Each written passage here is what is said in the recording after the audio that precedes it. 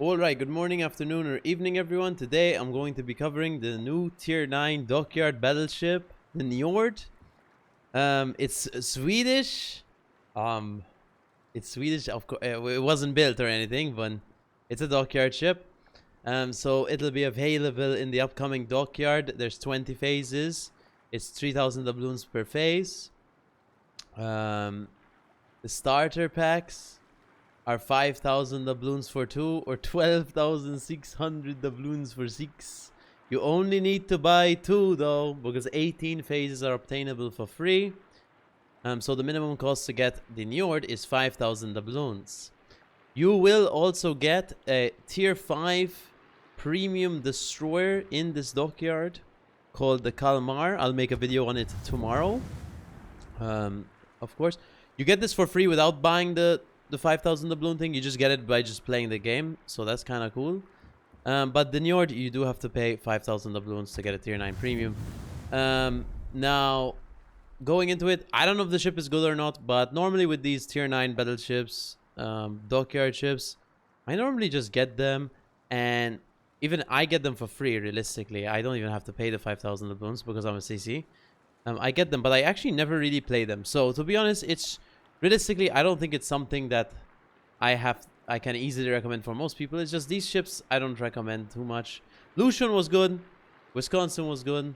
The 7 was good. There's some really good ones, but some of the other ones I never really play them. Maybe that's my fault, but anyway, let's get into Niord. I haven't really played it too much. I played like 3 games.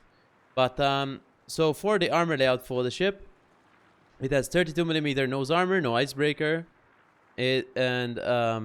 Yeah, superstructure up here. As you can see, the hull is very similar to something like Prince Ruprecht. Because it is, I believe, the same class as Prince Ruprecht. The citadel is, I believe, underwater. But don't let that fool you guys, because I have been citadeled in it countless times. So, you can still get citadeled quite easily when you're full broadside, especially when you're turning, I noticed. But for the commander build, I'm running a standard battleship build for me, preventative maintenance, gun feeder, grease the gears, brisk, adrenaline rush, emergency repair expert, concealment expert, and fire prevention expert. For equipment, I'm running main battery mod 3, concealment system mod 1, prop mod 1, aiming system mod 1, high damage control system mod 1, and main armaments mod 1. For the perma camo for the ship, I only have this one unfortunately available. I do not have the dockyard camo available to me right now. But for the dockyard, there will be a camouflage available for the ship, which will look pretty cool. This is the camo, though, that you get, the normal camo. I think it also looks pretty decent. I think it's cooler than a one-color camo. I think that's pretty cool indeed. It's nice. But yeah, I always like when Wargaming put actually some effort into some nice camos. But more importantly, let's take a look at the ship characteristics before we go into the game. So we have 63,900 HP, which is relatively low for tier 9, 23% torp protection damage reduction. Main battery guns, we have 8 380mm guns, 18.5 second reload though, which is pretty good for this caliber of gun. So that's quite fast reload on 8 guns with 380mm. We have 21.4 kilometer firing range. Torpedoes, this is where kind of the gimmick lies of the ship, is the Holland torpedoes. You get 15 km torps, 86 knots, 10.5 damage, so low damage torps. And they will be buffing the reload on these torps, I believe. I'm not sure by what amount, unfortunately. But they are buffing the torps on these. But, I mean, you know, it's okay. We still get this version to review, unfortunately. We don't get the final version to review. I will have the final version in 3 days or something. But realistically, I'm bad with torps anyway, guys. So it won't make a big difference for me. But yeah, they are getting buffed reload. A defense 86 rated. That should be relatively decent. But I don't see what's generating that 86 rating here. Okay. 120s. Dual purpose. Oh, okay. Maneuverability 33.6 knots. 840 meter circle radius and 15.4 second rudder shift. And for the concealment, we have 12.2 kilometer detection. So quite decent concealment as well. For equipment, for our modules, we actually, sorry, consumables, we only have DCP and repair party. Those are the only two things we have. So, yeah. I think we should go into the games in the Niord, though.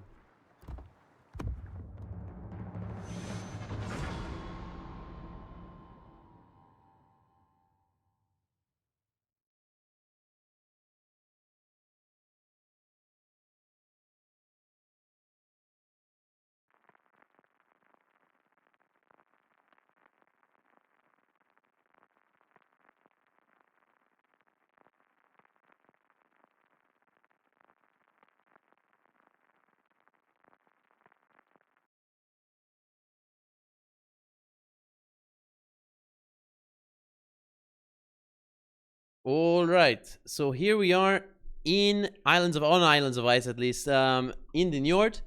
Looks like it's no mid-tier matchmaking. I thought we were top tier for a second, but there's a Des Moines and a Shima, but that's okay. Let's go A. Let's go around A because we spawn here.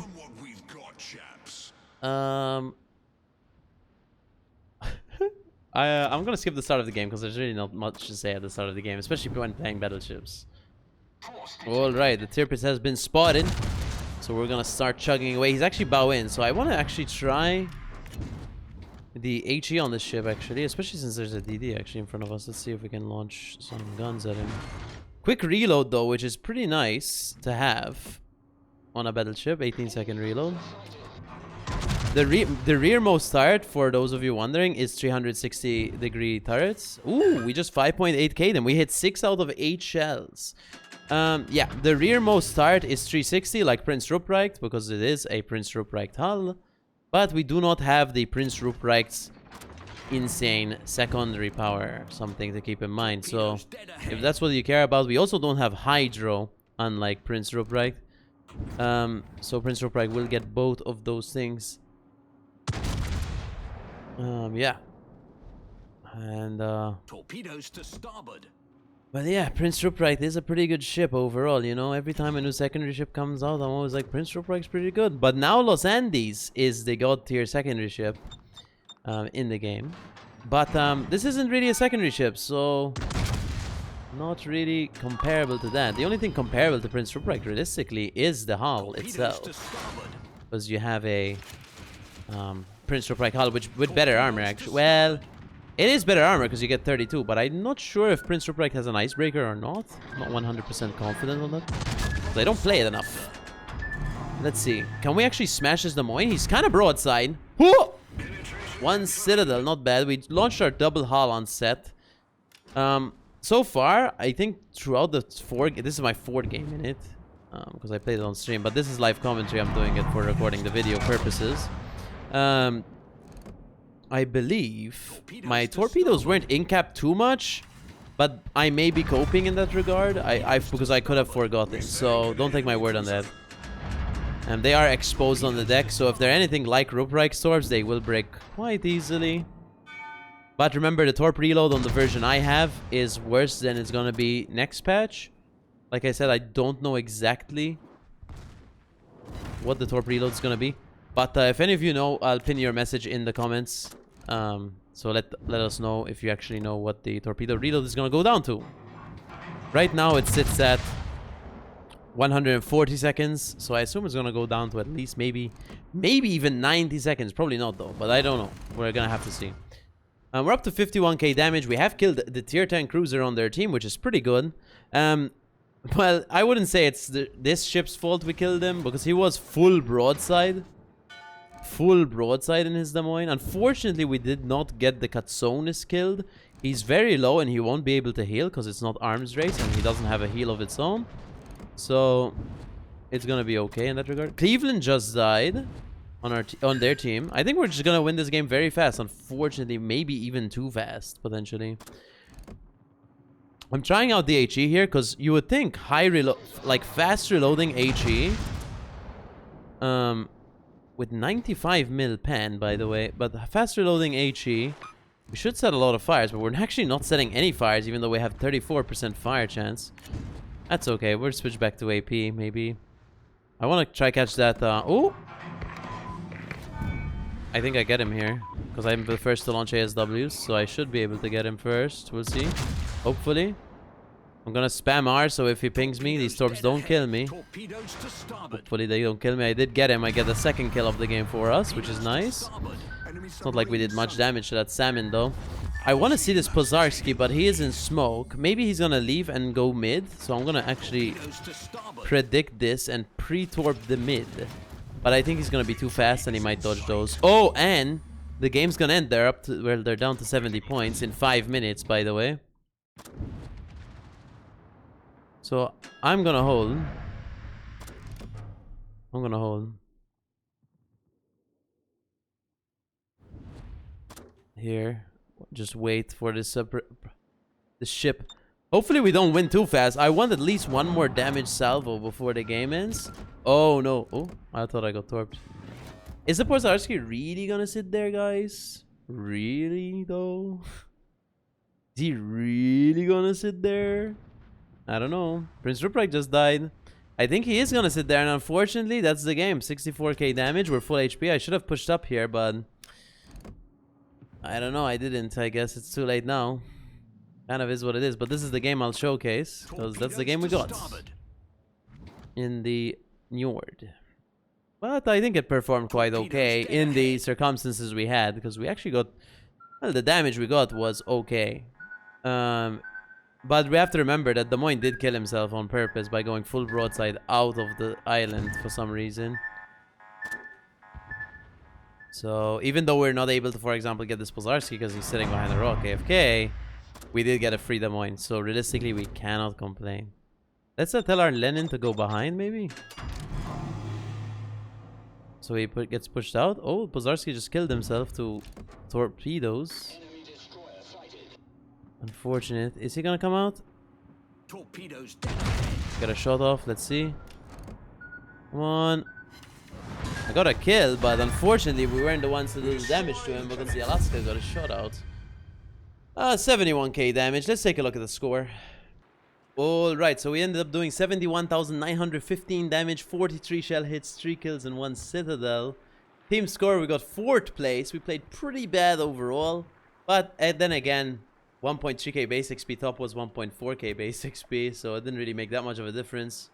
Didn't really get much damage on anything. The game was really fast. Unfortunately, it was a 7-minute game, but I'll feature it anyway. I think it's important. Feature any game I get, I guess. I'm gonna go into the second game in the Niord. Alright, here we are on Nord in the Niord. Second game.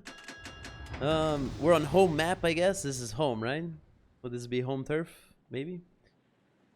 But like as always, I'm just gonna skip the start of the game because, well, nothing really happens at the start of the game. A Wooster spotted! Is he gonna go broadside though? No. Los Andes! Okay, that's actually really dangerous for me, but luckily I've got my own Libertad to protect me. How exciting. There we go. Let's see if we got a shot on the guy. I don't want to be wide here on A because I do believe there's a submarine in this game. Unfortunately, I don't know why there are buffaloes following me full broadside when he's spotted. I feel like he's gonna get dev struck. Yeah. He's just griefing potentially.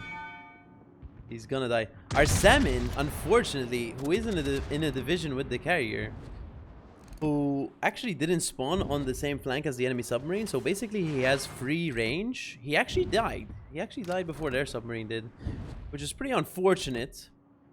But these are games that happen, guys. Look at last game, right? Last game was a game that's an automatic win. This game's gonna be a game that might be even an automatic loss. Sometimes it happens. I mean, our submarine's instantly dead. Our buffalo's trying his best to die as quickly as physically possible. And, you know, sometimes, you know, I need to feature these games, I think. Because, well, obviously I could just keep rolling the dice and random matchmaking to get a closer match maybe to showcase, but realistically, these are matches a lot of you guys, including myself, are gonna get, right? No matter level of skill or whatever. These are matches like pretty much everyone's gonna get at some point. And you know, I was talking about it in the other Torpedoes videos, but astern. some people may feel discouraged maybe watching my channel or something, and they see me getting like, let's say if I only feature Twitch highlights where I'm doing really well, right? They might... Hold on.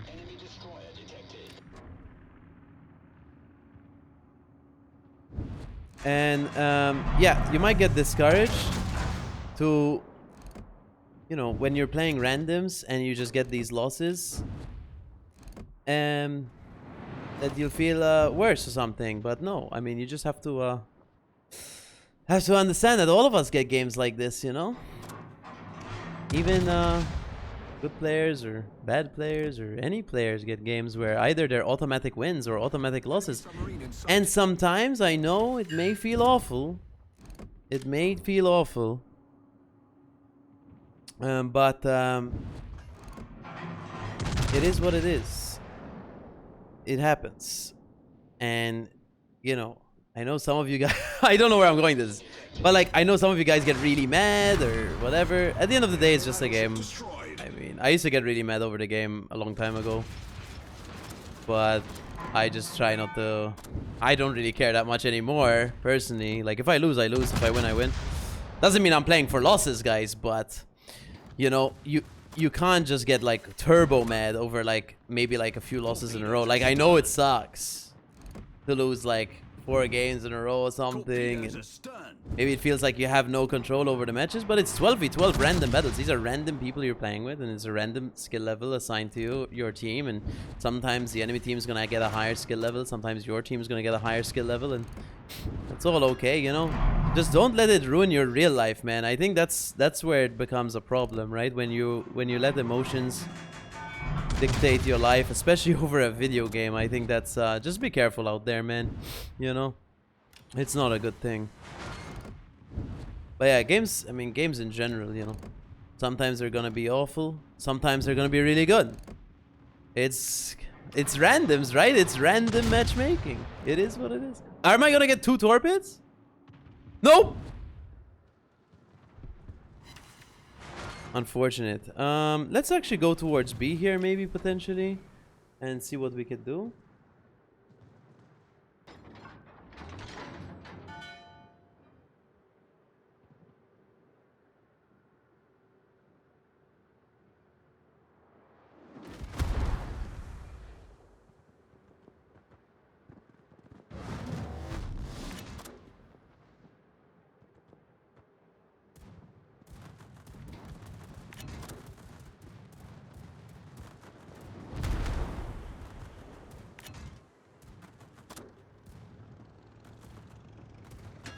No, the CV's dropping us, but the Worcester might actually be coming out here broadside, so I'm actually holding my shot.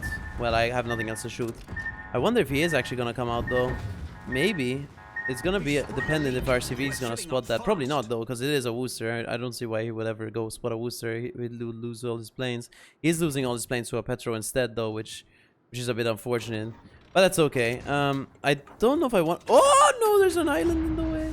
Can I turn in time? Definitely not. Look at that. No way. Can I? Niord is insane, dude. Look at this. Can I make it? Maybe. I'm gonna turn my ship. Come on, buddy. No, we beached. Quite unfortunate. We're probably stuck here forever now. It is what it is. Actually, there's a Worcester coming out. He'll never come out, man.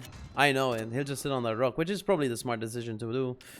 A smart play to do. Should I actually cap B? I could. There's nothing realistically that could kill me except the gearing coming all the way back. But if the gearing comes back, we get actually the C cap for free. So I'm actually gonna go in, maybe distract the enemy team, dance around in the B cap, see what I can do. Let's see. Gearing is 6k HP, but we do have a Pozarski in the way between me and him, so I don't know if he's actually gonna make it all the way towards me. Worcester's here. Hello, buddy. Worcester spotted by our carrier as we wanted, but I don't think we actually managed to arc the shot here, unfortunately. Oh! Luck, guys. We got the lucky citadel there. Now he's upset. Libertad will die though, unless he actually manages to secondary out the Los Andes, which I don't think will happen. But I hope so. I mean, he has better secondaries, but they're both pretty good secondary ships, so anything could really happen. Oh, wow. Okay, just one-shot him. Cool. We're up to 71k damage, which is the exact same amount of damage we were on last game. So that's not a high damage game yet. This game actually lasted quite a long time. We're actually winning now. So I guess you should never give up over the first two teammates dying, you know. I almost got into that mindset where I almost gave up there when we lost two teammates. But you see, you should never give up, guys, in these matches. Anything can happen, realistically. Now, where's this Wooster? Is he gonna come out? I'm actually gonna rotate my guns to the other side of my ship, please. If possible, like this. And potentially try to get a shot on him. We should be able to get the cap. Pozarski's capping with me. Surprised the Wooster has not radared yet. Okay, there's the planes. He's spotting me for the Wooster. Now the Wooster knows exactly what I'm doing, unfortunately.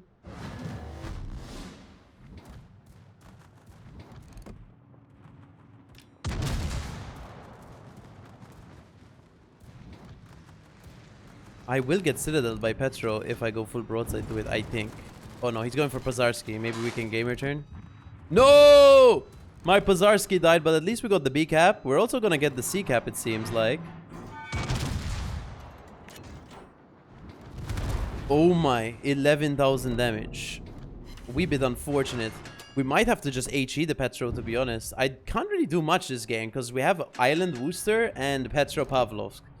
This is not very easy to do anything with, but we'll try. Maybe we go for Lexington.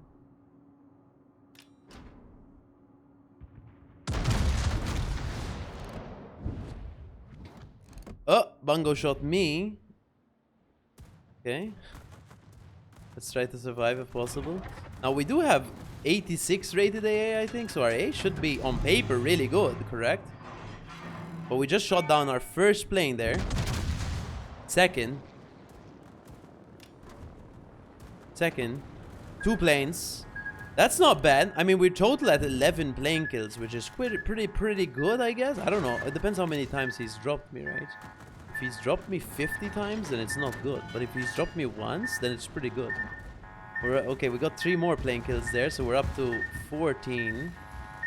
15. I'll breach, unfortunately. Oh, the Wooster's out. Unfortunately, again, he's dark. Hopefully he gets spotted, but it's highly unlikely he will ever get spotted again. I lied. Okay, now we have a 15-second reload at this point, 16.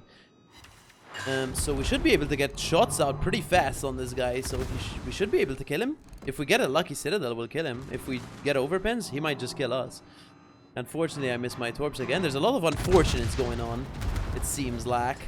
But, 0 damage. We got 10,000 though. He's down to 6k.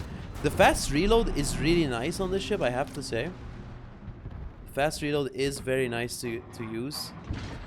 Because it feels like you can do, well, you can't really do big damage. It's not like I'm doing big damage every salvo. But having quick reload means cruisers can't really just turn out in front of you for free. That Bungo just got dev struck, okay? Okay, I guess it goes from an auto loss to an auto win, guys. GG. Oh, hello. Come on, can I get shots out? Can I rotate my guns? Come on, buddy. Go for the salmon as well. Why is he not submerging? He's gonna get secondaried. Buddy, submerge. Submerge! They can't do it. They can't do it. Submarines can't do it. They can't submerge, bro. They removed the feature. He died. Let's go. We killed 2 submarines in 2 games, guys. Is the Niord anti-submarine battleship? No. It's not. But I got another kill there. Look at this reload. Incredible. Let's load HE here on this Petro. Because he's too angled for me. Well, the HE does pretty badly on this ship, it seems. At least from trying it out yesterday and today. But against super ships like something crazy who's bow into you, I think the HE reload should be pretty good to set some fires. And 34% fire chance, 18-second reload. I mean, that should be pretty good to set a fire to. But no guarantees on that. We're up to 18 plane kills as well. Pretty cool. That's kind of it, realistically. Petro just got dev struck again. Their entire team pretty much got dev struck by our GK player. Our GK player played extraordinarily well. I'm gonna give him a compliment. He's probably gonna get top of our team. We're gonna push up and try to get a shot on the Lexington. Can you put a fighter to spot him?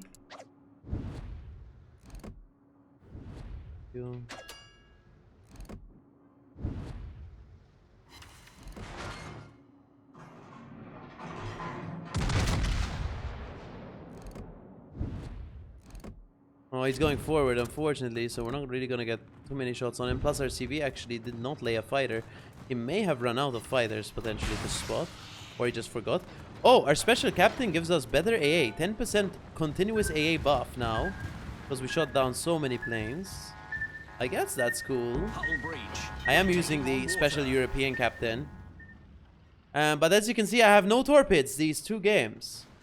Which kind of showcases to you my thing with like these torpedo battleships. It's just not something I do. But I can see the benefit for you guys who like using that. You guys are gonna have probably a good time if you like the torpedoes, maybe. And of course you're gonna get buffed reload, so you're gonna be able to use them more. So it should be pretty good overall. Now to say it's like worth it entirely, I don't know. To be honest, like, I'm sure it's a good ship, this one. But I guess my problem is it's one of these Dockyard ships that I probably won't play. Wisconsin is a ship I played a lot, for example. But this one, I don't know if I'll play it. I'll probably never, to be honest. I never played the Carl either, you know. So, yeah. But that's pretty much the game, I think. We should be able to kill the carrier, get 4 kills. And let's take a look at the score. Alright, so for our second game in the Niord, we got 149k damage, 94 shell hits, 4 kills, Citadel, and 22 plane kills. Got 2 million credits there with blue boosters.